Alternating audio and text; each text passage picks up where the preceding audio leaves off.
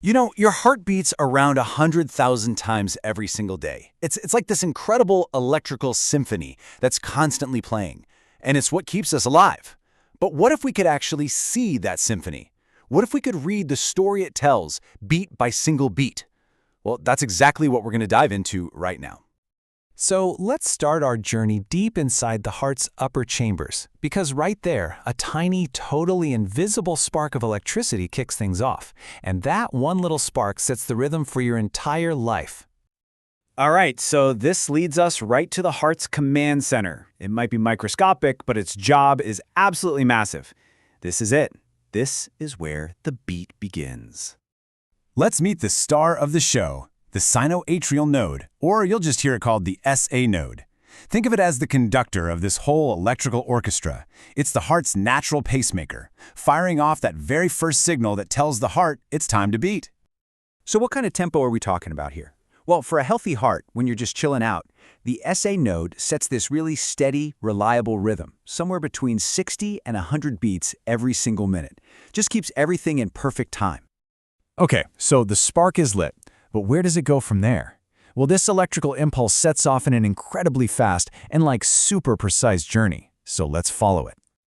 The signal just flashes across the heart's upper chambers. Those are the atria, and that makes them contract and squeeze blood downward. But then, it hits a crucial checkpoint. It's kind of like a traffic light, holding things up for a split second before the signal can continue on its way.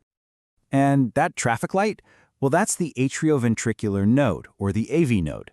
Its main job is to create this tiny but absolutely deliberate delay.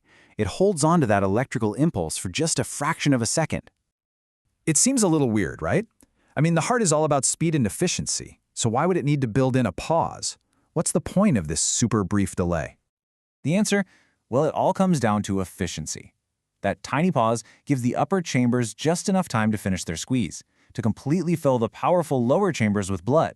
It makes sure that every single heartbeat is pumping the absolute maximum amount of blood possible. No wasted effort. You know, this whole electrical dance is completely invisible. We can't see it with the naked eye. So how do we actually watch it happen? Well, we use a machine that translates all this electrical activity into a language we can actually read, creating a unique signature for every single heart. And this is it. This is how we read that story. The famous ECG waveform. I know, it might just look like a simple squiggly line, but every single bump, every spike, every curve, it all has a very specific meaning. It tells us exactly what the heart's electricity is doing from moment to moment. So let's break down the code here. See that first little bump? That's the P wave. It shows the atria contracting. That's called depolarization. Then you get the big spike, the QRS complex. That's the powerful contraction of the ventricles. And finally, that last curve, the T wave, shows the ventricles electrically resetting themselves, or repolarizing, getting ready for the very next beat. Okay, so once you get the hang of reading a single beat, you can start looking at the bigger picture, the heart's overall rhythm, and more importantly, you can start to spot when something might be a little off-key.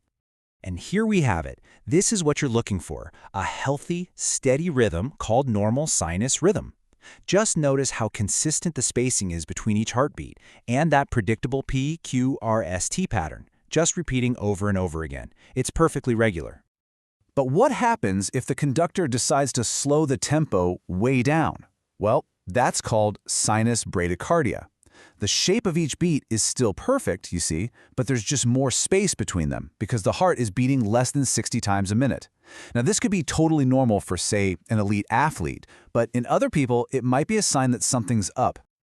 So, okay, we can see these different patterns, but what's the big deal? Why does translating this electrical story into a simple line matter so much in the real world, in medicine?